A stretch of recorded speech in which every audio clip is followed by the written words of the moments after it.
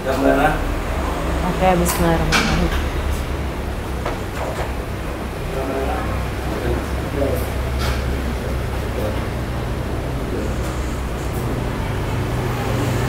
Selamat datang kembali dalam channel Langkah Update. Dan pada saat ini kita juga bersama channel Baliga Academy, channel Muhammad Taufik and Partners, dan TikTok Andika Dian.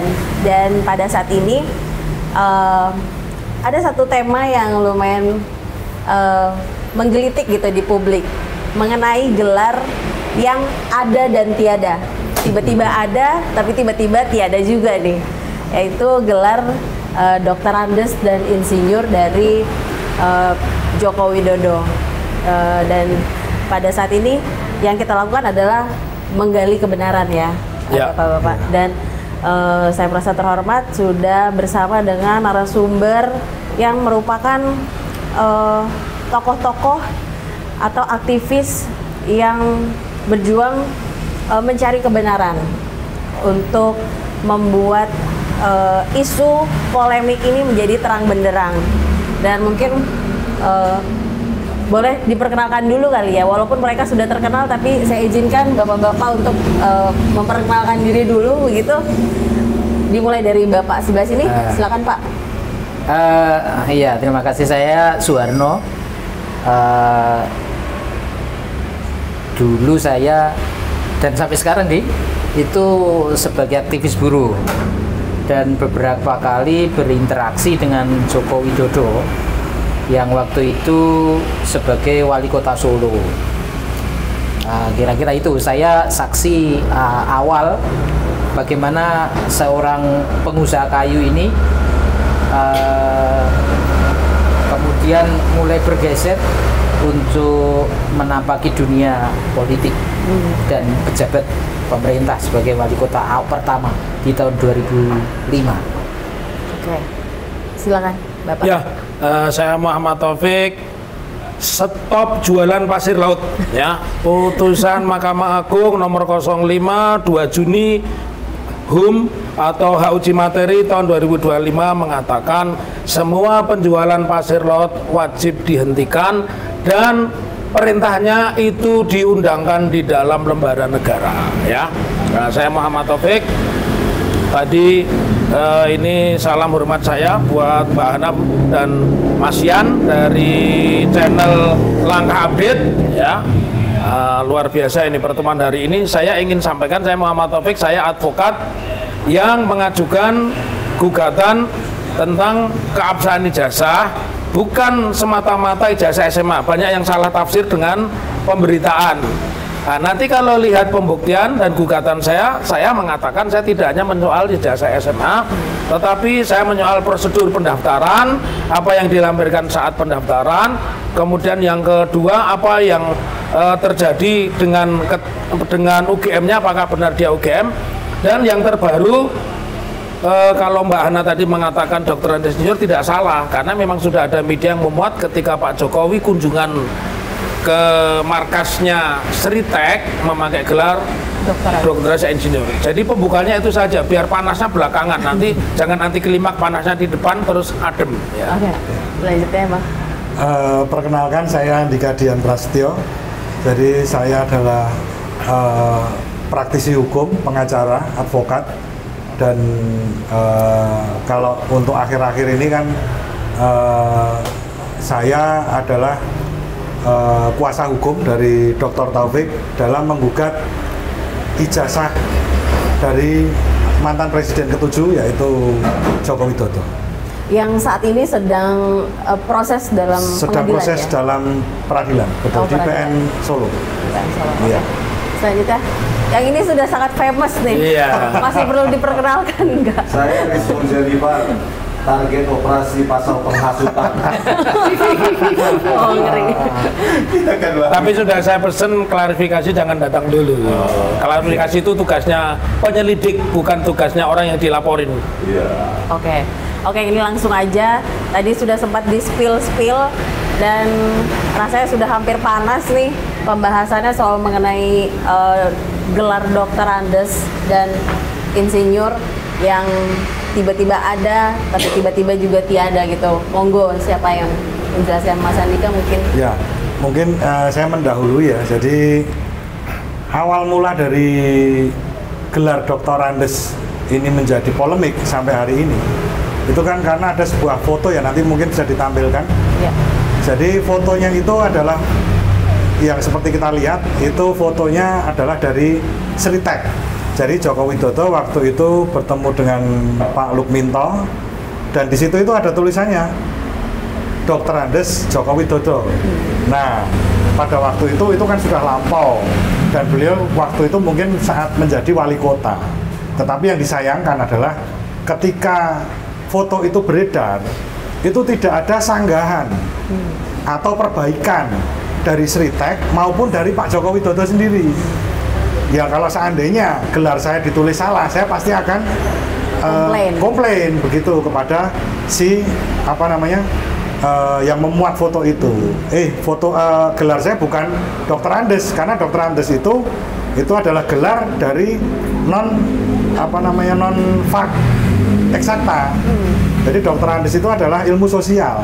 Tetapi kalau masa itu ketika zaman-zaman itu mungkin kalau untuk yang eksakta itu kan gelarnya adalah insinyur kan begitu. Nah, mungkin kita akan bahas itu nanti mumpung beliau-beliau ini ada, terutama dari kalau pelaku sejarahnya adalah Dr. Taufik dan Mas Harno ini. Nah, Mas Harno ini kan juga dari buruh, waktu itu juga mengusung Pak Jokowi. Oke, boleh langsung ke Mas Harno ya. Mas Harno boleh diceritakan kronologinya mungkin? Jadi di samping kami pernah membuat forum, namanya Forum Kandidat Wali Kota di tahun 2005. Agak lama, biar disut ke kamera ya. Nanti di salah satunya Jokowi ada di dalam forum itu. Bentar saya lihat pakai kacamata apa enggak. Ini tahun berapa ini? 2005. Nah, 2005 aja nggak pakai kacamata kok. Iya, ya itu. Tahun 2005 nggak pakai kacamata. Dan disclaimer ya Pak Sarono, ini foto yang ambil siapa Pak? Ya tim kita, Tim buruh. tim buruh. Dan belum pernah dipublikasikan ya? Belum pernah. Nah, ini Update. Jadi cocok karo langkah update. Iya. langkah update pertama kali yang upload Waduh, terima foto kasih. ini. Nah, kalau sambungannya dengan soal ijazah-ijazah itu, jadi kan begini, kami ini sebagai aktivis buruh punya konsen terhadap yang hari ini itu marak terjadi ijazah ditahan itu loh. Oh, ya. Ijazah ditahan. Nah, kebetulan anggota kita ini salah satunya adalah orang yang ijazahnya ditahan. Korban dari penahanan ijazah. Penahanan ijazah. Dan ijazah yang ditahan itu adalah ijazah SMPP 6 SPP Surakarta. Pas dong. SMPP Sekolah Menengah Persiapan Pembangunan Embrio SMA 6. Betul. Jadi kita sedang ngurusin itu, mendampingi teman-teman juga yang ndelalah kok bareng. Jadi salah satu anggota kita ini dia lulus dari SMPP tahun ajaran 80-81. Masih disebut di situ ijazah berbunyi SMPP, bukan SMA 6 gitu. Nah, itu kaitannya dengan soal, kalau kaitannya dengan soal ijazah. Nah, tapi kalau kaitannya dengan awal Jokowi bersinggungan dengan kita, yakni kita punya komunitas atau punya koalisi gerakan buruh di Solo waktu itu di tahun 2005, namanya KSB, Koalisi Buruh Surakarta. Bikin forum namanya Forum Kandidat Wali Kota. Ya sederhananya rada keren-kerenan lah kira-kira. Buruh mau mencoba menyalurkan aspirasi politiknya kepada wali kota yang kira-kira punya kapasitas yang baik dan punya kehendak untuk membela teman-teman buruh, kira-kira gitu. Nah, diantaranya adalah Jokowi yang kita hadir waktu itu, Jokowi Rudi, dan pasangan Purnomo Istar. Nah, kebetulan saya selaku koordinator KSP waktu itu. Nah, memang kalau soal dinamika apakah dia dokter Andes, apakah insinyur, kita tidak begitu menguasai betul waktu itu ya, karena buruh tidak ada konsentrasinya atau peminatan terhadap soal gelar waktu itu kan gitu. Nah, jadi ya yang jelas di tahun sebagaimana gambar kita punya di 2005 itu tidak berkacamata, Pak Jokowi tidak berkacamata, wajahnya halus, ganteng, nggak. Kalau sekarang kan ada foto ini gitu ya, nggak tahu gitu. Sedikit Pak Arno, ini kan juga di sini kan tertera ini. Beliau belum menggunakan gelar insinyur juga di namanya ini. Saya tidak tahu persis apakah itu salah nulis atau memang seperti itu, tapi ya memang lebih banyaknya dikenal gitu. Tapi waktu itu apakah sudah pakai gelar dokter Andes itu untuk dalam masa pencalonan itu berarti? Saya agak lupa ya, tapi yang kita kan waktu itu kita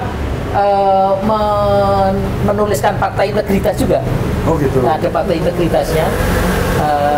Cuma karena sudah lama ya Mas, 20 tahun ya. Dan tidak terfokus pada gelar ya pada saat itu. Iya, kita nggak tahu juga waktu itu. Tapi pada saat ini kan diskusi ya, Iya. untuk menyaring atau memberikan aspirasi buruh kepada calon wali kota. Iya. Dulu di riset nggak apa itu calon-calon wali kota itu lulusan apa kiprahnya di bidang apa gitu, nggak ingat atau memang Saya nggak lupa. ada? Lupa ya. Saya lupa. Tetapi yang jelas Jokowi akhirnya kalah dalam debat itu. Ya. Kalah sama Purnomo Istar. Purnomo ya, Pak Purnomo yang kemudian jadi wali kota yang diusung PDI juga waktu itu, setelah periode berikutnya. Wakil wali kota Ya, wakil wali kota di bersama masa Pak Efek Rudi. Pak Efek Rudi, ya. Oh iya, wakil wali kota. Wali kota. Iya. Oke, Mas Arno, saya jadi kepengen tahu nih, Yeah. kenapa pada saat waktu itu teman-teman buruh ingin mengusung Joko Widodo? Maksudnya apa nilai value terbaik apa yang Pak Jokowi punya pada saat itu yang ingin Belum mengusung belum ke mendorong belum juga. Oh, Jadi belum. masih mengadu antara calon. Waktu itu kan ada tiga kandidat yang kita undang, yang berani hadir ya cuma Jokowi sama Ahmad Purnomo. Purnomo. Oke. Karena sudah ketahuan ya kalau zaman itu kan buruh galak-galak ya kayaknya. Iya. Dia pasti Kan sudah pemilu, itu kan dulu pada saat menyaring. Pada saat pemilu Cawalkot itu 2004, akhirnya buruh memihak memberikan aspirasinya kepada siapa? dua-duanya. Oh, dua-duanya. Di 2004 2005 itu ada yang sebagian ke Joko Widodo, Sebagian Ahmad Purnomo. sebagian ke Ahmad Ya. Purnomo. Wah, ini main aman nih, dua kaki nih aman ini. Dan ini ada dukungannya yang Iya, iya. yang ke Ahmad Purnomo. Oh. Nah, ya lagi-lagi saya sebagai koordinator ya saya harus ngikut. Tapi Oke.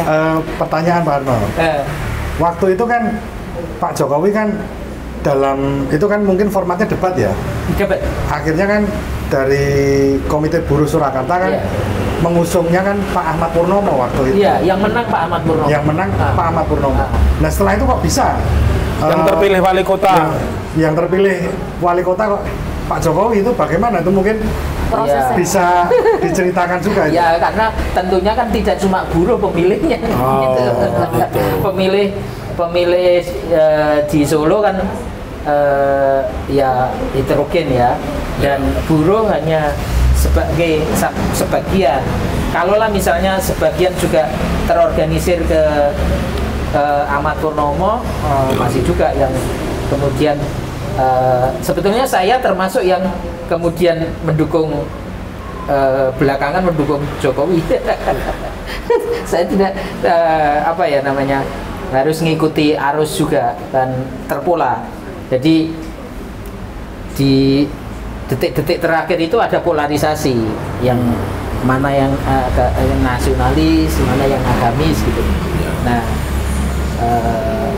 ya begitulah perjalanan. Tapi akhirnya waktu itu, mohon maaf, Pak Harno kan dalam pencalonan wali kota yang pertama, Ya. berarti Pak Harno mendukung Pak Jokowi sebagai pendukungnya. Iya, saya mendukung Jokowi. Nah, pertanyaannya Pak, waktu itu Pak Harno itu pernah nggak lihat Pak Jokowi ini menggunakan gelar Dokter Andes? Nah, ini yang lagi rame kan ditanyakan kan itu. Saya kebetulan di periode Jokowi pertama itu sebagai anggota LKS Tripartit 2005 2010 ya. 2005 2010 ya. Iya. Nah, saya waktu itu kan di zaman Slamet Suryanto saya terima SK sebagai anggota LKS Tripartit. Tertanda Slamet Suryanto sebagai wali kota.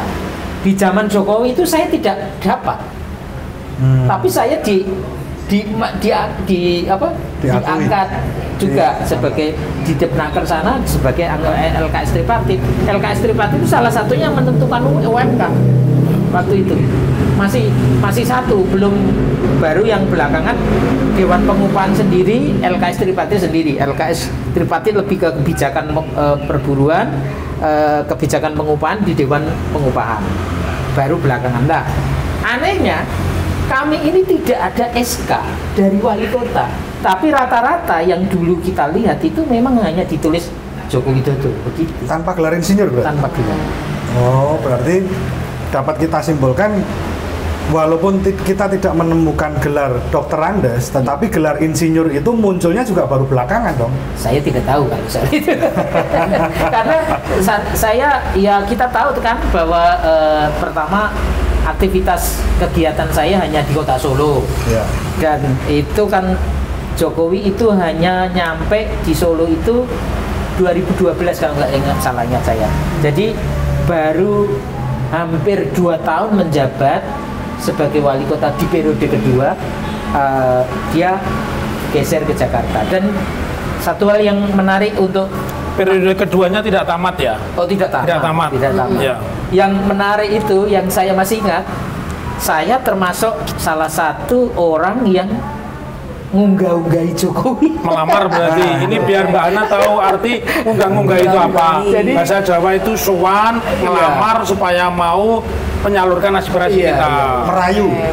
Merayu. Ya. Nah kebetulan setiap aktivitas saya pasti terdokumentasi. Oh. Masih teringat saya bersama kawan-kawan buruh berkumpul di Pasar Triwindu karena waktu itu sampai detik terakhir Jokowi tidak mau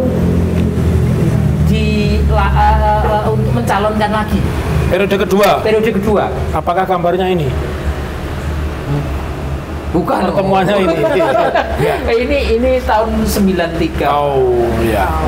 Dan tadi sering pertemuan khususnya di periode kedua. Iya. Ya Mas ya. Berarti ada surat menyurat dong harusnya mengundang Pak Jokowi Iya. untuk mengundang pertemuan. Nah itu, saya kebetulan tidak menjadi tokoh utama untuk men-setting pertemuan unggah-unggahi Jokowi itu. Oh. Jadi saya masih teringat waktu itu di Pasar Triwindu, lalu kemudian kita geser ke gedung pertemuannya Jokowi Sababwana untuk supaya Jokowi berkenan mencalonkan diri sebagai wali kota Ya. periode kedua. Ini Sebegitunya jadi saya upaya melanjutkan pertanyaannya ini Bang Rismon. Saya sebagai orang Jawa, biasanya di Jawa ini ada unggah-ungguh. Iya. Orang kalau haji aja disebut Haji Joko Widodo. Nah pasti di dalam satu pertemuan, Bapak Insinyur Haji Joko Widodo, pernah dengar nggak kata-kata itu? Kan Anda orang yang tadi ngunggah-ngunggahi, Mbak Ana kan nggak paham, saya terjemahkan. Anda kan orang yang melamat. Di Jawa itu haji aja itu dipakai gelar itu, apalagi gelar akademik. diumumkan. Iya, pasti, Wah. pasti. Nah, seingatnya kan pasti pernah pidato juga. Mas Harno ini pernah pidato. Ada nggak dalam pidatonya? Ini kan apa ya pelaku sejarah dari Jokowi di forum debat itu kalah, lantas diberikanlah panggung. Nah, apa tidak ada sebutan yang kami hormati calon wali kota Dai yang kami dukung dari Forum Buruh Bapak Haji Insinyur Joko Widodo, kata-kata itu ada nggak? Ya, ini pertanyaan serius karena itu budaya Jawa. Di Jawa ini kalau ada Kanjeng Raden Tumenggung Muhammad Taufik itu gelarnya pasti sudah lengkap. Kalau nggak marah saya, marah. Loh, saya gelar Jawa kayak gitu. Iya, marah bener. Bener nggak itu? Sayangnya di gerakan buruh itu Lupa. hal-hal yang kayak gitu nggak dihitung. Jadi di buruh itu kan itu dianggap hal-hal yang sangat feodal. Tidak dihitung atau lupa. Tadi kan soal ijazahnya juga nggak ingat. Pakai dokter Andes apa insinyur kan nggak ingat tadi. Soal ijazah. Iya, soal waktu aktif sebagai calon itu kan pertanyaan dari beliau berdua kan. Iya, sama konsepnya sama. Bagi gerakan buruh yang kayak itu nggak dihitung, Iya. jadi lupa gitu. Nggak sama sekali. Jadi lebih ke lebih ke substansi gitu. Gerakannya. Substansi gerakan. Mohon maaf, ini saya tertarik justru tadi kan Mas Harno bilang kan kalau Pak Jokowi itu dalam periode kedua itu kan koyo ora gelem maju basa Jawane. Dia itu seperti tidak mau maju lagi sebagai wali kota periode kedua. Tapi ketika kita tarik ke belakang yang baru kemarin, itu kan sangat kontras sekali. Maksudnya kontrasnya begini. Iya. Sepertinya pada waktu pencalonan wali kota yang kedua itu kan Pak Jokowi sepertinya kan tidak mau Tidak ambisi tidak bahasanya. ambisi. Ya. Tapi kan yang kita dengar kemarin-kemarin kan 3 periode. Nah, itu kan Itu. kontras dan itu mohon maaf yang saya tanyakan adalah formatnya waktu itu, waktu pertemuan di mana itu? Pasar Di Triwindu. Pasar Triwindu. Itu apakah ngobrol santai atau Ada memang orasi, betul-betul ada orasi atau bagaimana? Ya. Jadi karena sudah detik terakhir, hari terakhir, ingat saya itu sudah sore hari. Jokowi tidak juga segera mau mendaftarkan sebagai kandidat Periode 2. periode kedua. Maka bagi kita kan ya nggak tahu apakah dulu itu settingan atau seperti apa. Soalnya gini, itu mirip dengan cerita waktu proklamasi. Mirip waktu cerita dari proklamasi. Ketika itu Bung Karno dan Bung Hatta itu maunya kan memproklamasikannya ke bukan tanggal 17 Agustus. Tetapi waktu itu pemuda-pemuda menculik Bung Karno. Nah, apakah terinspirasi dari cerita itu? Enggak, kalau saya justru tertarik kayaknya ini trik dari awal. Ingat ini teman-teman semua ya. Pada saat Pak Jokowi menjadi gubernur, dia ditanya diunggulkan sebagai capres. Saya tidak copras-capres. Saya nyalon gubernur, saya jadi gubernur aja belum selesai. Kata-kata itu diulang, coba ingat itu di medsos pasti copras-capres. Nyatanya dia aktif. Ya, yang malah diulang sampai muncullah yang namanya Anggit Nugroho, ya, Denny Iskandar dan sebagainya, dan Profesor Dr. Paiman misalnya. Ternyata ada periode ketiga. Jadi saya menilai Pak Jokowi itu sudah settingan awal. Jadi konsisten ya, Pak? Ya konsisten ditampil di bahasa Jawanya itu Mbak Ana, kelemar-kelemar itu. Kelemar-kelemar itu apa ya? Tidak minat, Tidak tegas. Seolah-olah tidak ambisius. tidak ambisi. Ambisius. Tapi sebenarnya ambisius. Kalau bisa jangan cuma 3 periode. Kalau bisa Seumur udah hidup. itu diganti, diubah seumur hidup. Itu pun sama juga ketika Ya lanjut Mbak Ana, biar ini Mbak Ana kok jadi kudeta ini. Karena bapak-bapak ini Semangat. semangat banget gitu Pak. Mungkin kita sudahi dulu dari cerita dari Mas Harno. Iya. Kita ke Pak Taufik. Ya, Bagaimana, sejauh apa keterlibatan Bapak? ya. Karena tadi sudah disampaikan bahwa Bapak juga orang yang memperkarai. Betul. Dan saat ini masih dalam proses gugat-gugat peradilan. ya. Gimana Pak? Sejauh apa Ya. dan kenapa? Ya. Boleh Pak. Oke, saya ceritakan dulu dan ini baru hari ini dimuat. Jadi saya sama Pak Jokowi itu sebenarnya sesungguhnya berteman lama. Oh, Berteman lama dan ini berhubungan dengan almarhum Pak Lukminto. Jadi di periode Pak Jokowi yang pertama itu saya mensomasi yang namanya Cafe Diamond. Kenapa saya somasi? Karena hampir semua pengguna toko, apakah dealer, bahkan hotel itu menggunakan bahu jalan, khususnya trotoar itu untuk parkir mereka. Saya somasi, dan somasi itu Pak Jokowi waktu itu mungkin masih polos ya, periode pertama dia mengatakan saya dukung Pak Taufik, lalu beliau mengundang saya, dan ini Mbak Ana, ini cerita menarik. Pada saat itu hampir tidak ada wali kota maupun bupati di Surakarta yang tidak menggunakan kantor kami Muhammad Taufik and Partners sebagai konsultan hukum.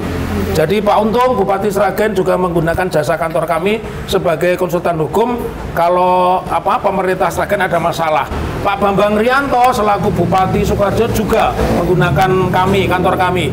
Begitu juga Ibu Rina, dan almarhum Pak Haryanto atau mengenalnya sebagai Pak Jemblok itu juga jasa kami. Lalu apa yang saya sampaikan kepada saya, apresiasi sama Pak Taufik berani mensomasi. Dan pada saat itu Pak Lukminto lewat utusannya memberikan parsel kepada kami, tapi kami tolak karena kami memang ingin konsisten menjadi pengacara publik, mewakili publik. Nah, singkat cerita pada akhirnya saya diundang ke Loji Gandrung ya, namanya Loji Gandrung ya. Loji Gandrung itu satu rumah dinas yang dulu milik Belanda, dipakai dansa-dansi oleh orang Jawa, orang dansa-dansi pulau-pulau itu namanya Gandrung, maka disebutnya Loji Gandrung. Nah, apa yang sampaikan Pak Jokowi bilang, Pak Taufik, saya salut Pak Taufik bisa membentengi saya karena sudah jadi konsultannya semua bupati di Surakarta. Bagaimana kalau jadi konsultan hukum saya, berapa bayarannya? Maaf Pak Jokowi, Bapak ini kan dicalonkan dari PDIP. Saya tidak enak sama teman-teman Bapak pengacara yang kebetulan menjadi tim hukumnya PDIP. Jadi alasan saya lebih banyak kepada alasan etika. Saya tidak mau jadi pengacara beliau itu karena beliau didukung oleh PDIP, kan sangat tidak fair, Saya bukan orang PDIP kok menguasai hampir semua kepala daerah di wilayah Surakarta. Lalu bagaimana hubungannya dengan pribadi saya? Pak Jokowi itu bagus. Saya masih ingat 2007-2008 persiapan haji, saya pamitan haji, Pak Jokowi memberi sambutan di rumah makan Ramayana. Bahkan ketika saya berangkat haji di Balai Kota, Pak Jokowi memeluk saya, Pak Taufik, selamat ya pergi haji. Nah, tetapi di dalam persoalan ini memang pada saat itu semua orang terkesima gitu ya, Mbak Hana ya, terkesima. Nah, saya justru berubah arus ketika Pak Jokowi, jadi pola-polanya sekarang ketemu orang yang oposisi. Kita lihat beberapa oposannya kan digandeng, misalnya yang suka pakai sorban itu siapa itu, yang dari ngabalin apa ngibulin itu ya, ngabalin itu misalnya kan itu tiba-tiba jadi juru bicara. Terus beberapa tokoh vokal yang lain juga didudukkan, Pak Yusril dan sebagainya. Nah, saya jadi berpikir, jadi sejak saat itu justru saya bukan mencurigai ya, saya berpikir ada hal yang tidak beres, dan apa yang saya putuskan saat itu benar. Oleh karenanya, kalau pada hari ini ada yang mempertanyakan karena saya nggak dapat bagian dari Pak Jokowi, salah besar. Saya kalau saat itu jadi konsultan hukumnya, saya yakin mungkin sudah jadi jaksa agung. Pak Jokowi pensiun, mungkin saya sudah jadi jaksa agung, tapi saya tidak, dan pilihan saya benar. Oleh karenanya saya melihat fakta-fakta seperti itu ya, misalkan pada kasus Videotron, saya termasuk pengacara publik yang aktif ya. Kasus Videotron di Manahan, kemudian kasus pemindahan pasar dari pasar Kelitian Banjarsari ke Silir, itu kan semua kontroversi dan itu semua kami kritisi. Nah, lalu sampai kemudian pertanyaan, kenapa saya menggugat? Karena saya justru bercita-cita lewat pengadilan inilah nanti Pak Jokowi dan negara ini didudukkan sebagai negara yang terhormat dan pemimpin yang terhormat. Karena pengadilan itu tempat yang mulia, orang beradu argumentasi, dan tempat pembuktian yang fair. Dan alhamdulillah hari ini di tengah-tengah ketidakpercayaan kepada hakim, 2 Juni Mahkamah Agung mengketok gugatan saya tentang penjualan pasir yang menurut saya itu disintegrasi dan korupsi, ternyata dikabulkan. Nah, jadi itu Mbak, alasan konstitusional saya sebagai warga negara. Justru saya mencintai Pak Jokowi karena saya dulu pernah berteman akrab, pernah dilamar untuk jadi diunggah-unggahi begitu. Untuk jadi konsultan hukumnya ya saya menasihati beliau, gitu Mbak Ana. Oke, kalau dari sisi cerita Ya. Dokter Andes ke Oke. insinyur itu pada saat itu gimana tuh Pak? Ini pertanyaan menarik ya. Itu sebenarnya sudah cerita lama muncul. Tadi waktu offline kan kita cerita kunjungan ke Sritek tadi sampaikan Iya. oleh Mas Andika ya, gitu. Dan nyatanya memang tidak dibantah. Kalau sudah menjadi rahasia umum, tidak dibantah itu menjadi fakta. Iya. Jadi kalau orang mengaku saya laki-laki nggak perlu dibuktikan ini laki-laki apa perempuan sama. Nah, jadi cerita itu muncul karena beberapa orang membisiki saya, mohon maaf ya, tidak semua orang itu mau tampil seperti ini ya. Ada mereka itu masih jadi aparatur sipil negara, ada mereka itu masih menduduki jabatan, atau ada mereka tidak menduduki jabatan tapi dulu pendukung setia beliau itu mengatakan bahwa Pak Jokowi itu pada saat mendaftar itu menggunakan gelar Dokter Andes dan Insinyur, dan itu saya konfirmasi. Jadi satu ceritanya saya itu berteman dengan yang namanya Taufik Lamade. Taufik Lamade itu pemimpin redaksi Diswe.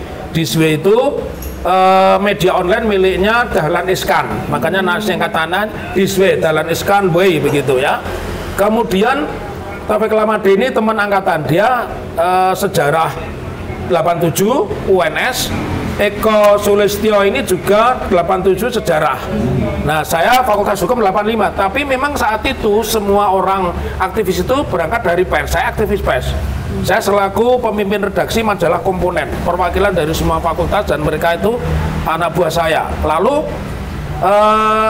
satu ketika saya memimpin demonstrasi ya dengan di situ ada yang demo Eko Sulistyo, ada demo Wahyu ya.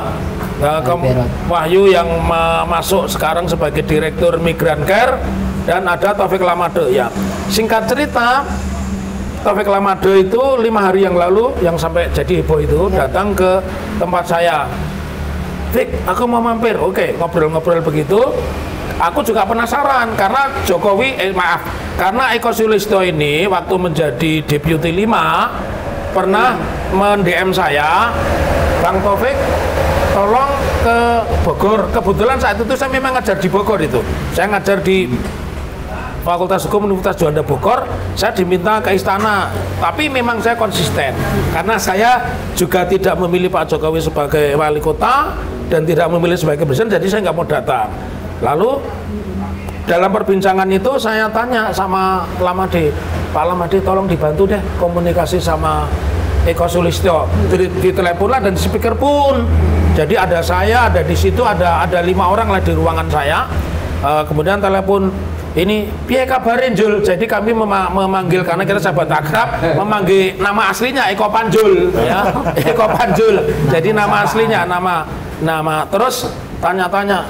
Ini ya sudah baik, kapan kita ketemu? Ngapain ke Solo? Ini saya ketemu sama Taufik ini, teman lama kita. Ya udah, aku mau bicara. Tolong coba Lamade tanya itu Pak Jokowi itu pakai Dokter Andes sama Insinyur enggak? Dia. Terus saya bilang, saya ulang, bener itu dulu pakai. Iyalah, bener lah Dokter Insinyur. Tapi gimana buktinya? Sayangnya saat itu kami tidak memverifikasi karena syarat normatifnya itu cukup melampirkan ijazah yang dilegalisir, fotokopi yang dilegalisir. Jadi memang tidak benar, dan saya akhirnya berpikirnya bukan berpikir secara hukum, berpikir secara politis. Karena saat itu PDIP sangat berkuasa. Jadi wajarlah kalau dalam hal tertentu orang berkuasa itu seperti teori Lord Acton ya. Power tend to corrupt, absolute power to corrupt absolutely. Kalau di Solo itu semua yang menang PDIP, ya wajarlah calon-calon kepala daerahnya mungkin diuntungkan gitu. Nah, jadi ceritanya begitu Mbak Ana. Jadi itu bukan sesuatu yang tiba-tiba. Dan kalau tadi mengkonfirmasi pernyataannya Andika ya, Andika kan mengatakan tidak dibantah, di foto juga tidak diralat. Maka ketika Ketua KPUD saat itu di mana Pak Jokowi mencalonkan diri, Eko Sulistyo mengatakan memakai itu, ya saya percaya. Jadi ceritanya itu bukan sesuatu yang saya karang-karang, ada saksi 4 orang di ruangan saya begitu. Banyak Pak. Iya.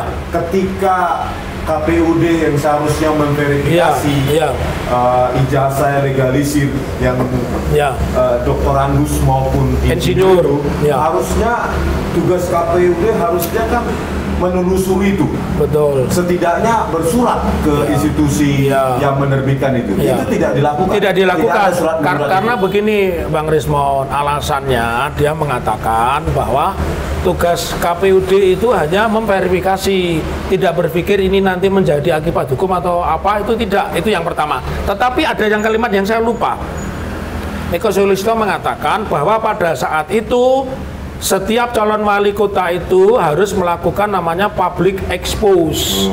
Nah, jadi kalau hari ini orang mempertanyakan tentang gelar itu tidak ada yang salah. Tidak boleh dianggap itu melanggar hukum, memfitnah. Karena memang public expose itu sebagai tokoh publik itu satu kewajiban. Perintah undang-undangnya begitu. Memang ada kelemahannya dan ternyata bukan hanya di KPUD Surakarta. KPU Republik Indonesia pun juga mengatakan tidak melakukan verifikasi sampai muncul kemudian pernyataan Victor Suryadi ya salah satu tokoh. Jadi begitu ceritanya Bang Rismon. Nah, itu kan berkas itu kan kalau merujuk pada pencalonan Pak Jokowi sebagai calon wali kota pertama kali adalah tahun 2004. Iya. 2005. Enggak, 2005 periodenya. Pencalonnya kan 2004 ya, atau periode 2005 2010. Nah, itu kan kalau kita rujuk itu kan baru 20 tahun yang lalu. Iya. Artinya bahwa masih bukti analog untuk pencalonan itu di KPUD Solo pasti itu kan ada. Pasti kan cuma 4 calon berikutnya. Iya. Kalau disimpan pun tidak makan tempat harusnya. Betul. Karena kan cuma 4 kali berikutnya dari Pak Jokowi. Harusnya KPUD Solo itu harusnya memiliki berkas analog, bukan berkas digital yang di server di server KPU saja, bukan begitu? Betul, benar. Secara fisik pada saat itu mestinya masih tersimpan. Dan kalau tadi mendasarkan pada aturan pemilihan umum maupun PKPU peraturan Komisi Pemilihan Umum, memang harus ada public expose. Kenapa harus ada public expose? Kalau ada masyarakat yang menyatakan keberatan terhadap pencalonan orang per orang itu boleh. Berarti gampang sekali apa yang dikatakan oleh Pak Eko Sulistyo itu. Ya. Diverifikasi dengan berkas analog, berkas fisik yang ada di KPUD Solo. Sebenarnya itu gampang sekali ya, Pak? Ya, gampang, sangat berkas gampang. Itu ada, Pak? Iya. Harusnya ada. Kalau itu saya tidak berani mengatakan. Pertama, saya kan bukan salah satu pendukung baik tim ses maupun orang yang memilih salah satu calon wali kota. Yang kedua, itu kan kewenangan pada divisi hukum Komisi Pemilihan Umum Daerah Kota Surakarta. Dan saya juga sudah tanya kepada orang yang memegang kewenangan saat itu, sahabat kami juga, teman kami di UNS juga, namanya Pak Suharsono, ya, beliau advokat dan 15 tahun ini ya, ini menjadi anggota legislatif dari PDB, juga mengatakan tidak berkewajiban melakukan penelusuran, hanya verifikasi saja, begitu kalimatnya. Nanti di Pengadilan Negeri Surakarta itu kan yang tergugat salah satunya adalah KPU. Iya, justru itu nanti diminta dibuka. Nanti minta kita dibuka dalam, makanya teman-teman pers banyak yang terjebak, dipikirnya saya cari-cari, yang dicari Roy Suryo, Rismon Sianipar ini insinyur, kok tiba-tiba Taufik nyarinya SMA? Bukan, itu praktek. Kan urutan mencalonkan itu harus dengan biodata, riwayat hidup, riwayat pendidikan. Kan tidak mungkin insinyur tanpa riwayat pendidikan SMA. Dan itu muncul di dalam gugatan kami, Mbak Ana. Jadi di dalam gugatan kami itu muncul bahwa nanti KPUD itu berkewajiban sesuai dengan keterbukaan informasi publik harus menyampaikan syarat administrasi, KTP-nya apa, ijazahnya apa, itu dimunculkan. Bahkan bukan hanya itu, karena begini, gugatan saya ini sebenarnya prototipe, hanya copy paste dari syarat-syarat seseorang untuk mencalonkan wali kota, gubernur atau presiden. Jadi nggak ada yang mengada-ada. Tapi mungkin gini Bang Risman, kenapa tidak sedetail itu ya? Karena mungkin gini, jadi di Solo itu kan itu periode Jokowi yang pertama itu adalah baru jadi semula kan wali kota di Solo itu pasti militer ya di zaman Orde Baru. Lalu kemudian 99 reformasi ada wali kota pertama kali sipil Slamet Suryanto. Slamet Suryanto. Ya. Nah, dari PDI Perjuangan. Ya. Nah, di zaman itu, di zaman awal-awal reformasi itu, soal kapasitas pendidikan seseorang calon diabaikan, nggak dihitung, sangat gitu. diabaikan. Ya. Nah, mungkin barangkali ya suasana di 2004 masih sama. 2004. Iya, 2004. Euforia, masih euforia. Masih seperti itu. Sehingga nggak dihitung. Jadi ketika sudah diserahkan, apalagi tanda kutip ini partai yang punya nominasi terbesar untuk memenangkan ini, ya sudah diterima saja, barangkali seperti itu. Berarti suasananya. artinya saya mau mengkonfirmasi pada saat itu tidak adanya public expose ya Pak? Iya, Ya. tidak ada public expose. Maksudnya? Tidak diumumkan secara terbuka pendidikan orang ini apa dan sebagainya, tidak pada diumumkan. saat 2004 Betul, ya. Mungkin bisa saya tambahkan sedikit. Ya, ya. Jadi pada waktu itu tahun 2004 karena euforia yang tadi disebutkan Mas Harno ya. Jadi waktu itu memang kondisinya itu mungkin dokumen itu kan tidak terlalu menjadi bermasalah begitu. Karena memang waktu itu yang kita lihat kan ada 4 kandidat calon ya, ya. yang paling kuat Yang Jokowi, paling kuat Dodo, memang Jokowi, tetapi dan Efik. 3. kuat 3 ya. Iya. Kuatnya Jokowi itu bukan karena personnya tetapi Iya, karena karena partainya. Pengusungnya. Ya. Nah, memang dari KPU itu sependek yang saya ketahui adalah ketika tidak ada komplain dari masyarakat tentang ijazah atau dokumen yang lain, Ya. itu tidak akan dilakukan verifikasi. Ya, itu masalahnya. Betul. Jadi tidak dilakukan verifikasi kepada UGM atau kepada SMA 6 dan lain sebagainya. Sepanjang itu tidak ada komplain dari masyarakat. Yang tadi disebutkan adalah public expose tadi. Tetapi ketika sudah sampai hari ini kita update dari Ketua KPU kan Mas Justinus ya. Dia kan bilang bahwa KPU sudah melakukan sesuai dengan prosedur dan lain sebagainya dan tidak membuka ijazah karena ijazah itu merupakan dokumen pribadi. Nah, ini saya ingin menambahkan juga, nanti tolong dicari juga. Jadi kemarin itu ada putusan dari Komisi Informasi Publik di Batam itu bahwa menegaskan bahwa di situ itu putusannya dokumen pendidikan yang sudah diajukan ke untuk pencalonan itu adalah harus ditunjukkan karena sudah menjadi ranah publik. Begitu. Nah, itu nanti akan mohon untuk dijadikan pertimbangan begitu. Jadi ketika kita membahas masalah ijazah ini, kalau mereka itu berlindung ya, maksudnya berlindung kan ada banyak. Kemarin kan dari kuasa hukumnya Pak Jokowi juga bilang bahwa kalau seandainya ditunjukkan negara akan chaos. Nah, itu kan tidak masuk akal. Tapi sorry, Bang Andika, terkait soal sampean mempertanyakan ke KPU Solo itu tadi, Iya. terkonfirmasi bahwa sudah tidak ada, begitu? Data-data. Belum. KPU sama sekali tidak mau menjawab. Iya, mereka tidak mau menjawab. Dan jawabannya mereka berlindungnya itu kan KPU pusat atau KPUD Solo? KPUD Surakarta. KPUD Solo. Tidak ada jawaban gitu. Tidak ada jawaban. Dia mengatakan itu hak pribadi, jadi kami tidak berwenang. Kalau mau meminta silakan gugat ke Komisi Informasi Publik, jawabannya begitu. Padahal kami sudah sebelum mengajukan sudah berkirim surat ke KPU. Jadi kami pun juga Tata krama. sudah ada tata krama dan itu juga strategi kan begitu. Nanti jadi bukti. Saya tahu informasi itu. Nanti off the record ya. Oke. Rekod aja, Pak. Supaya semakin meledak. Jadi gini kan, ini kan masih birokrasi pemerintahan ataupun sistem administrasi tahun 2000-an. Iya. Saya kira ini sudah modern. Karena saya juga dosen tahun 2000-an juga. Gitu ya. Dimana kalau dosen PNS itu jangankan arsip berkas kita, berkas SKSK kita, mata kuliah dan siapa nama mahasiswa kita saja terdokumentasi dengan baik, terarsip dengan baik. Ini kan saya bilang 2004 ke 2024 itu paling cuma 5 sampai 6 berkas doang. Dari berapa kandidat? Benar. Kan tidak mungkin puluhan ya. Cuma 15 berkas. Harusnya itu tidak mungkin hilang. Tidak mungkin hilang. Pasti cuma satu lemari kecil begini cukup. Begitu loh. Kecuali dihilangkan. kecuali kan gitu. Tapi ada fakta kemarin waktu kita sebelum mengajukan gugatan kan saya bersama Dr. Taufik kan kita juga sudah mengumpulkan ya. Ya. Itu yang justru seharusnya diketahui publik Iya. bahwa kemarin kan kita melewati masa pemilu itu kan tahun 2024. Ya. Ketika saya mencari berkasnya Prabowo, Ya. itu ada Itu di masnya. website KPU. Iya, di website KPU ada.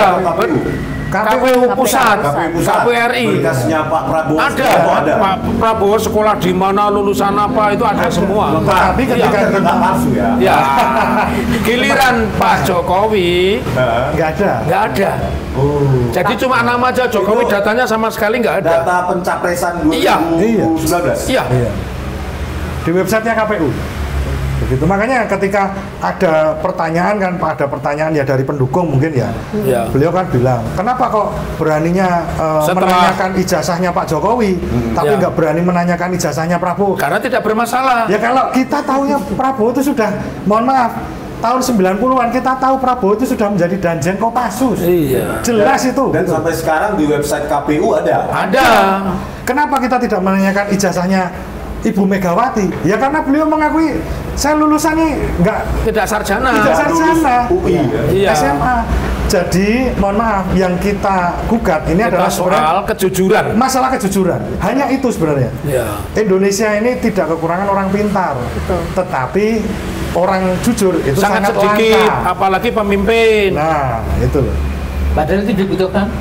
Ya harus jelas seperti Ya, kalau saya kan sudah jelas bagi pemimpin yang tidak jujur kan saya sudah demo. Kalau sampai kan hari ini mestinya dilakukan Loh, upaya justru itu paksa. kita upayanya lewat pengadilan supaya dipaksa. Apalagi Pak Jokowi mengatakan kalau perintah pengadilan saya akan hadir. Berarti termasuk ketika ini berkas-berkas ini nggak ada harus di upaya paksa juga dong. Makanya itu kan namanya PMH ya, gugatannya PMH ya. Perbuatan melawan hukum. Sesuatu yang harusnya dilakukan tetapi tidak dilakukan itu berarti melawan hukum. Pelakunya namanya melakukan perbuatan melawan Pak hukum. Taufik, saya tanya, Ya. ketika di daerah itu seseorang mencalonkan diri sebagai bupati atau Ya, wali kota, wali kota. apakah berkas itu tidak digandakan dan dikirim ke pusat KPU secara analog atau fisik? Ya dikirim, pasti dikirim. Digandakan ya? Ya, digandakan, Dikirim, betul, Berarti betul. harusnya Ya. berkas-berkas fisik tersebut seharusnya Ya. ada juga di Dan di menurut KPU saya pusat. bukan hanya di KPU, mesti di Mendagri pun juga ada. Karena kan belum nanti dilantik sebagai calon wali kota kan Mendagri memverifikasi. Kalau wali kota bupati kan yang melantik Mendagri. Ya kalau apa gubernur kan presiden. Nah itu pasti ada itu Bang Rismon. Tidak mungkin tidak ada. Lalu dari mana? Masa cuma diketik doang namanya gini langsung dipercayakan? Enggak. Enggak, maksud saya bukan hanya ada di KPUD Iya, tempat iya, yang iya. mencalonkan. Iya. Dikirim mungkin Iya. ke KPUD pusat Betul, atau betul. di provinsi. Provinsi ya tentu. Bagi kami aktivis itu sederhananya begini berpikirnya. Apalagi ijazah yang tidak bisa dihilangkan. Koran saja bisa hilang. kalau itu Bang Rismon ya. Kedaulatan rakyat. Nah, apa yang saya temukan kemarin dengan Sentana TV itu bukti fisiknya koran itu ada tahun 1980 Ya. kecuali Yang- itu kan satu bundel per 3 bulan. Kecuali yang pengumuman. Pengumuman itu satu bundel hilang. Ya. Bulan Juli, Agustus, September. Ya. Kan pengumumannya di bulan Juli. Ya, Nah, itu betul. yang nggak ada. Tahun 1980 yang lain, bulan lain ada. Iya. Katanya disita oleh UGM dan Barreskrim. Ya. Terus yang ada Ya. itu adalah versi digitalnya. Ya. Itu sudah dilakukan kan berarti? Sudah kita lihat akhirnya versi bukan gini Mas, versi digital itu kan nggak mau dimanipulasi. Ya. Saya sangat sensitif Ya, dengan betul, manipulasi betul. kasus Jessica Wilson dan KM50. Jadi yang ada di situ kita diminta itu versi digitalnya kan Ya. sudah ada, makanya disita katanya gitu. Kan gitu alasannya. Terus saya lihatlah versi digitalnya secara visual. Ya. Saya lihat, loh, kalau halaman lain tuh kok tajam. Iya, iya. Judul apa yang lain. Iya, iya. Pada saat pengumuman nama-nama, tiba-tiba tajam. kabur. Oh.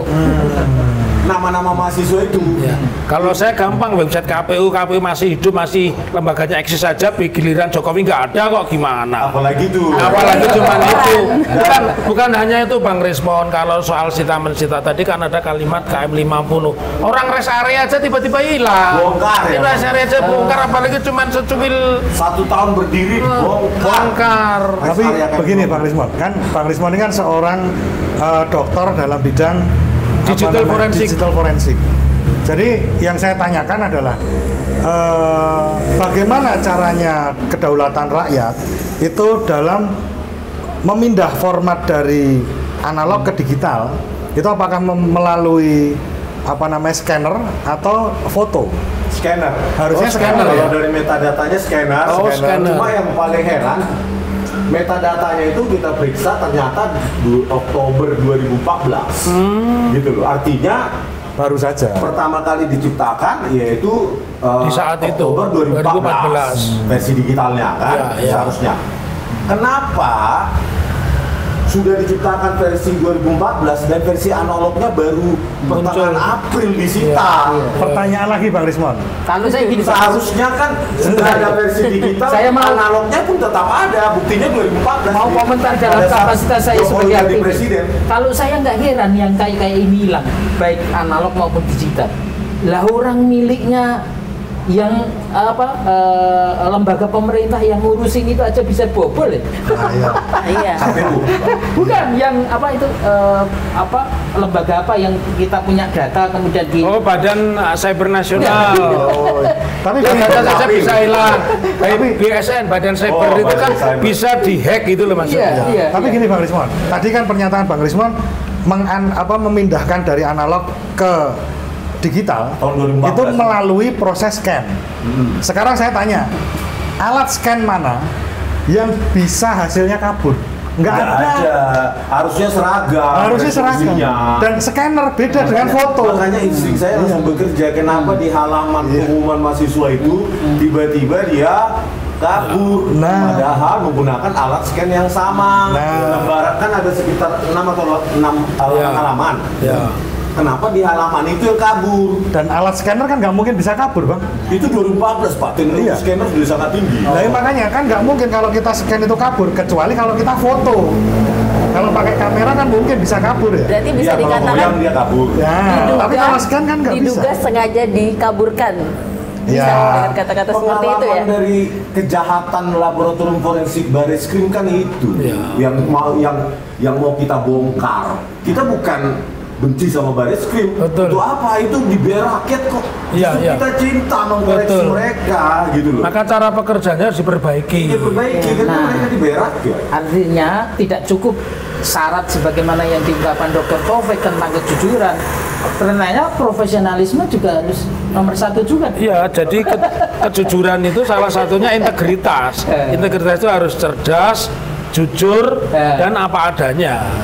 Kalau tidak cerdas ya tidak bisa menganalisa. Nah, tadi kembali kepada pertanyaan ada yang menarik menggelitik saya.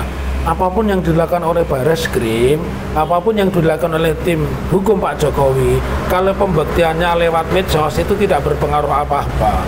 Pembuktian yang kuat sesuai dengan pasal 185 KUHP itu harus di depan persidangan. Jadi silahkan Bareskrim Mabes Polri yang mengatakan katanya punya ijazah yang sah, identik, bawa ke pengadilan, bener nggak? Iya. Kan nggak cukup saya ini sah, ya sah itu sepanjang masyarakat tidak mempersoalkan itu sah. Tetapi ketika ada yang mempersoalkan berarti ada dispute.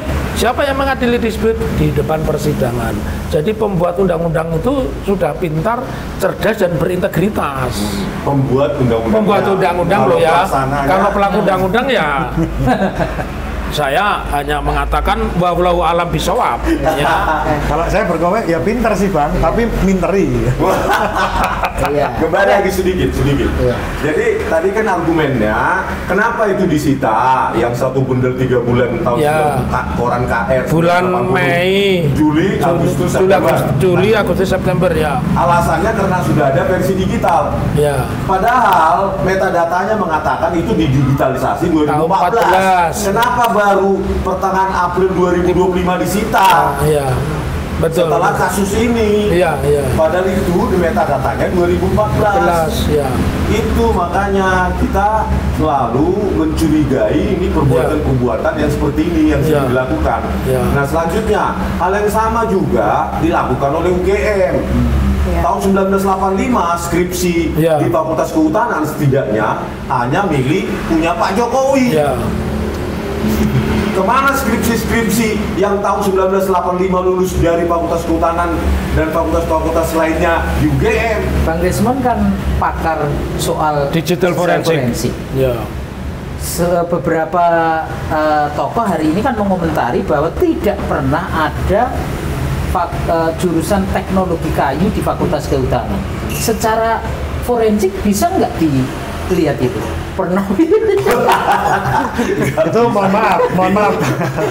Jadi sejarah pendidikan apa aja kita periksa sejarah perkembangan Fakultas Kehutanan UGM. Iya. Itu yang di website UGM itu. Iya. Tetapi apa yang kita bisa lakukan adalah itu sudah berapa kali diubah itu bisa kita lakukan. Dan Kalau website ini- itu berubah berapa kali dan kapan diubah itu bisa kita lakukan. Ini saya sampaikan sebagai ilmu baru ya. Kalau sebuah polemik yang mempertanyakan tentang keabsahan berarti ada kecurigaan, ada kejahatan. Kejahatan itu ideologinya, asasnya itu adalah presumption of guilty. Presumption of guilty.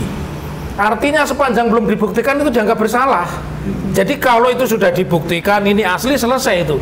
Jadi selama ini masyarakat salah mengartikan, oh tidak boleh menuduh Pak Jokowi nanti kena presumption of innocent. Presumption of innocent itu hanya di pengadilan. Kalau di masyarakat misalkan ada perumahan yang ada satpamnya, kemudian ada orang bukan penghuni situ bawa motor, patut dicurigai dia pelaku kejahatan. Dia membuktikan di depan satpam, saya bukan pelaku kejahatan, ini loh STNK. Nah sama dalam kasus ijazah ini sepanjang belum pernah dibuktikan, masa berlaku asas presumption of guilty, praduga bersalah. Presumption of guilty. Guilty, bukan presumption of innocent. Bukan presumption of pramuka. Pramuka. Tapi kalau itu sejak saya jadi wartawan, jangan lupa saya jadi wartawan terbit itu 9192, saya udah tahu pramuka itu memang udah universitas. Pesan penelitian, pesan skripsi, sudah, saya udah tahu itu. Tapi saya belum pernah pesen karena asli lulusan UNS tahun 91, wisuda saya tanggal 11 September 1991. Lulus tahun 91 dari UNS. Kalau saya loh ya. Tanya nih, sebagai lulusan tahun 91 dari Fakultas Hukum UNS, dulu skripsinya ngetik atau enggak? Oh masih ngetik. Lembar pengesahan skripsinya masih ngetik. Jadi saya masih ingat, saya pakai laptop canggih. Kalau laptop sekarang kan ngetik sendiri, printnya di tempat lain. Kalau dulu mesin ketik saya sekaligus ngeprint. Jadi dikasih karbon 4. Kalau malah bisanya 4, karbonnya 4. Jadi mesin ketik dulu saya masih ingat. Ini murid-murid saya tahu ini tahu nih. Di kantor saya itu ada namanya mesin ketik Brother. Brother. Bang Resmond Brother. Itu kenangan sejarah saya jadi pusaka. Mau beli berapa miliar pun tidak tak kasih. Membuktikan saya sekolah, saya ngetik, saya punya ijazah. Nah, lembar pengesahan skripsinya diketik juga? Diketik juga. Terus ada nggak saat itu tahun 91 kertas, sudah ada nggak Pak di UNS lembar pengesahan skripsi ada watermark logo kuning UNS atau merah atau apa? Watermark ya? Iya. Atau polos? Polos.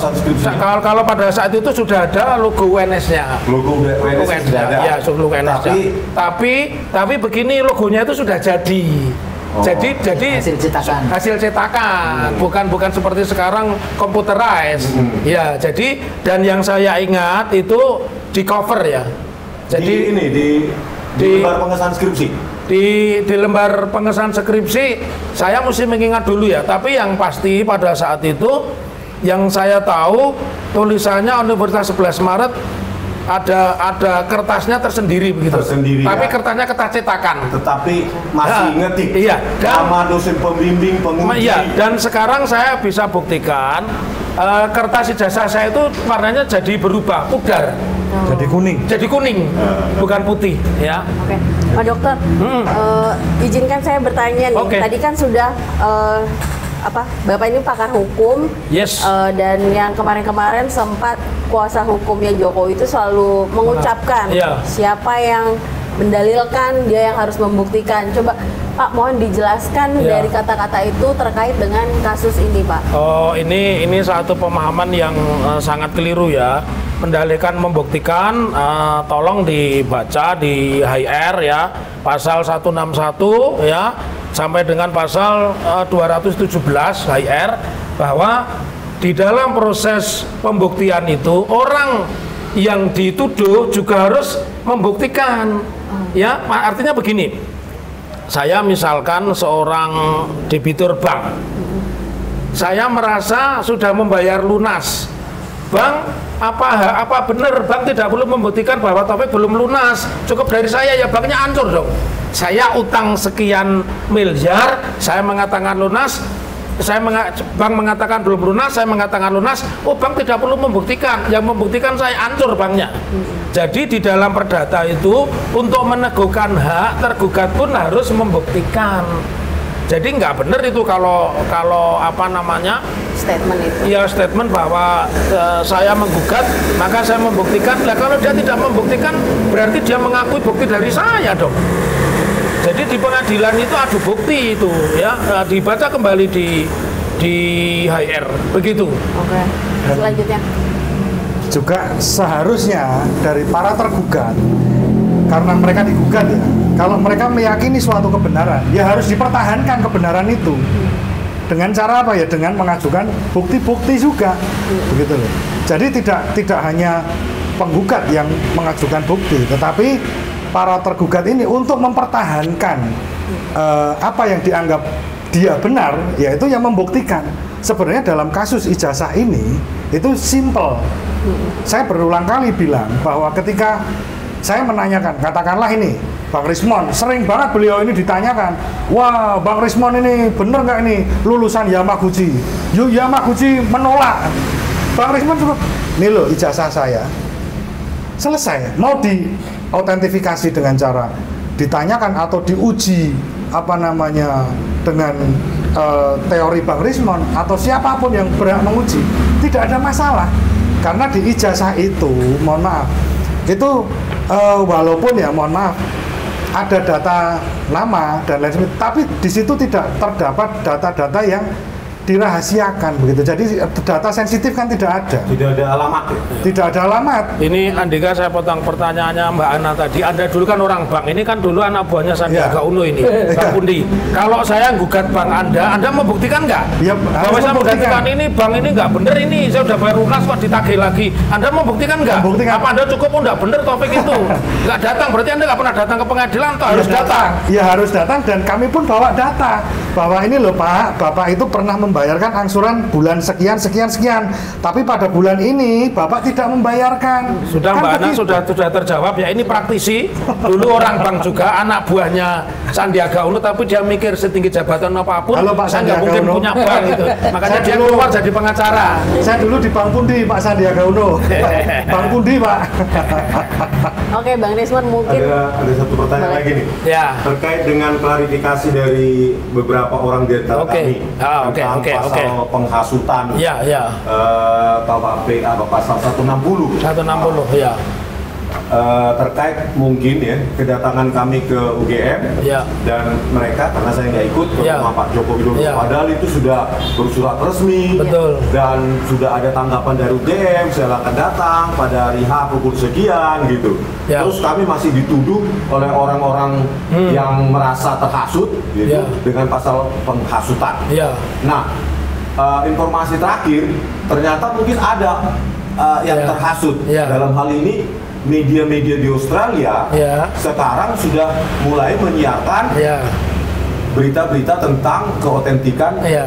ijazah Ya. Jokowi ini di Australia, sehingga dari seorang teman ya saya dapatkan info bahwa teman-teman yang ada di Indonesia teman-teman Indonesia yang ada di Australia merasa malu. Ya. Apakah itu bisa hal contoh seperti itu bisa dikenakan kepada kami menjadi pasal penghasutan? gitu? Tidak bisa, karena kata-kata penghasutan itu harus berupa sesuatu yang sifatnya negatif. Jadi misalkan begini, penghasutan itu ada yang penghasutan langsung, tidak langsung. Penghasutan langsung, saya berkumpul di sini. Ini orang-orang yang awam dalam bidang hukum. Saya orang yang ngerti hukum. Ayo kita serbu kantor polisi. karena polisi bla bla bla, Anda bergerak ke kantor polisi, saya kena pasal penghasutan karena saya berarti secara langsung menyuruh Anda sebagai inisiator, aktor intelektualis di balik Anda menyerbu kantor polisi, itu penghasutan yang pertama.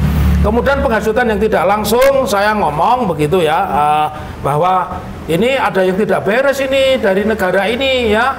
Misalnya kenapa penyimpanan barang bukti kok barang buktinya tiba-tiba menguap, terus beberapa orang mendatangi barang bukti mengambil dan sebagainya, itu namanya baru penghasutan. Tetapi kalau orang mencari kebenaran itu bukan penghasut, apalagi dengan putusan Mahkamah Konstitusi ya, penghinaan terhadap pejabat negara maupun kepala negara lewat media sosial itu tidak bisa dituntut secara hukum. Jadi apapun yang dilakukan oleh warga negara Indonesia, baik dia berada di Indonesia maupun dia berada di Australia, dengan mempertanyakan, memberitakan, itu tidak termasuk kategori penghasutan, karena hasut itu sesuatu yang negatif dan harus muncul di situ kerusakan. Mungkin saya membaca saja ya, mungkin karena saya juga tidak baca BAP, saya yang menganalisa, sepertinya mereka masih terjerembab pada pola pemikiran ketika memenjarakan Gus Nur maupun Bambang Tri, bahwa orang itu dianggap menimbulkan keonaran. Mahkamah Konstitusi dengan putusannya mengatakan sudah mencabut pasal 14 ayat 1 dan pasal 15 Peraturan Pidana nomor 1 tahun 46, bahwa yang namanya onar itu ya harus ada kerusuhan fisik.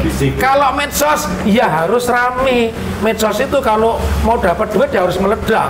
Makanya followernya, subscribernya 7 juta, viewernya itu gimana sih medsos itu? Makanya yang namanya Elon Musk saja membeli Twitter. Jadi apa dia juga berarti ini dong, penghasut dong dia, karena menyebarkan orang untuk ngomong dan sebagainya. Jadi sudah terjawab itu, Mbak Ana. Gimana Bang Desmond, sudah? Cukup. Mantap ya. Mantap. Oke, mungkin saya membuka ruang closing statement ya dari masing-masing narasumber gitu. Silahkan dimulai dari Bang Desmond dulu. Closing statement khusus ini saya sarankan kepada UGM sebagai lembaga akademik, bukan partai politik, tidak berpihak pada siapapun kecuali kepada kebenaran dan integritas akademik.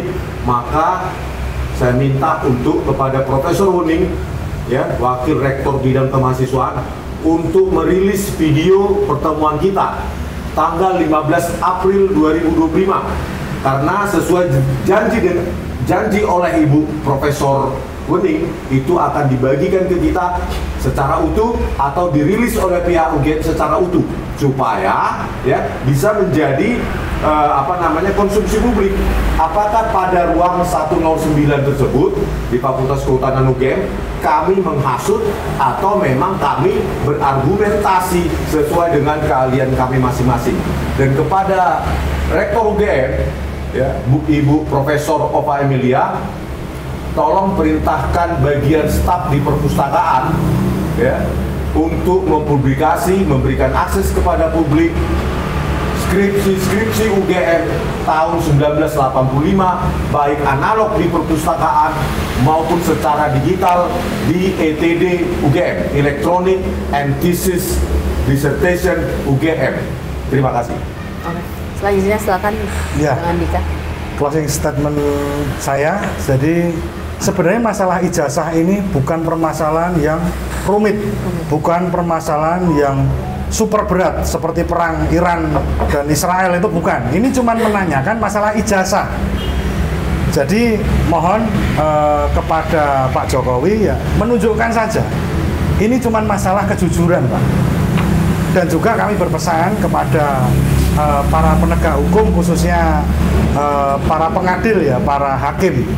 Karena ini di era baru dari yang dipimpin Pak Prabowo, kami mempunyai optimisme. Terlebih tadi gugatan Dr. Taufik tentang masalah penjualan pasir itu ternyata dikabulkan.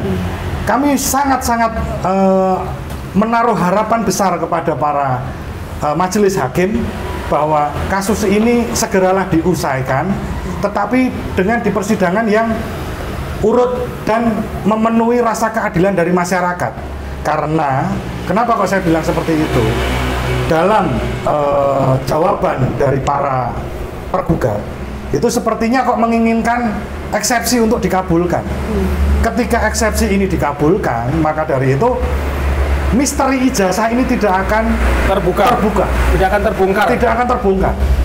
Karena majelis hakim harus tahu bahwa Pak Jokowi pernah bilang ketika ijazah itu diminta oleh pengadilan akan saya tunjukkan. Maka dari itu janganlah ini nanti diputus. Biarkanlah kasus ini berjalan sampai ke pembuktian, kita adu data, kita adu analisa dan lain sebagainya supaya rasa keadilan masyarakat ini betul-betul terpenuhi. Terima kasih. Selanjutnya. Ya, saya menyambung Andika saja. Tadi udah banyak disebut ya. Saya sampaikan kepada Pak Polisi, dalam situasi apapun kita masih butuh polisi. Oleh karena itu saya berharap polisi jangan memihak kepada Pak Jokowi, polisi jangan memihak kepada penguasa, tapi jadilah polisi itu penegak keadilan. Kalau penegak hukum sudah, tapi yang dibutuhkan di Indonesia hari ini adalah penegak keadilan. Jaksa yang menegakkan keadilan.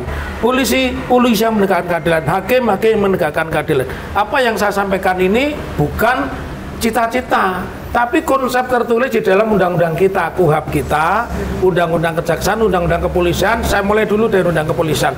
Polisi ketika memeriksa menetapkan seorang tersangka dengan kata-kata pro justisia, artinya demi keadilan. Jaksa ketika menuntut dengan mengucapkan kalimat demi keadilan berdasarkan ketuhanan yang Maha Esa. Hakim ketika memutus juga dengan irah-irah demi keadilan berketuhanan yang Maha Esa. Dalam ruangan ini saya meminta polisi, jadilah kalian polisi miliknya bangsa Indonesia, bukan milik penguasa Indonesia, apalagi milik pengusaha Indonesia atau mantan penguasa Indonesia. Karena ketika pengusaha ini kukut, bahasa Jawanya, kukut itu apa ya? Rugi. Bangkrut. Anda juga akan bangkrut. Tetapi ketika Anda menegakkan keadilan, Anda akan meninggalkan legacy. Begitu juga kepada jaksa, saya juga meminta Anda bekerja untuk menegakkan keadilan. Begitu pula terutama kepada Pak Hakim, kalau Mahkamah Republik Indonesia sudah memberikan contoh dengan membuat putusan yang berani membatalkan kekuasaan Pak Jokowi, saya juga yakin Anda bagian dari Mahkamah Agung.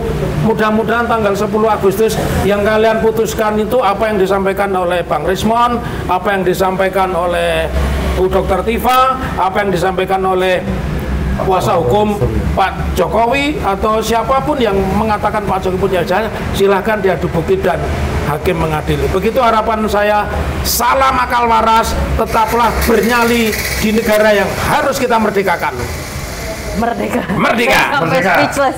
Oke, yang terakhir boleh ditutup oleh Mas. Ya, bagi kami berkeyakinan selama ini bahwa kebenaran itu pasti akan mencari jalannya sendiri. Dan itu kami sebagai wong cilik selalu menggunakan ilmu titen. Niten itu bahasa Indonesia ya Pak? Memberi tanda. Iya. Apa? Mengamati. Ya, niteni pokoknya. Iya. Selalu akan terjadi bahwa kezaliman itu pasti akan terbongkar.